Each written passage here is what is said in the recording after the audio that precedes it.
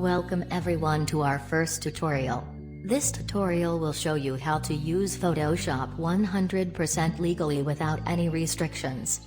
This is a web-based Photoshop, and it does not have all the features of the latest version of Photoshop, but it is available to anyone with a browser and an internet connection. Let's see how to use it. First, open the browser and type photopea.com in the address bar and press Enter key.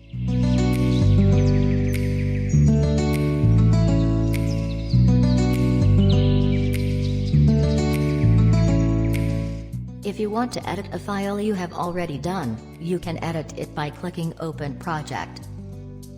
If you want to start a new project, click on New Project.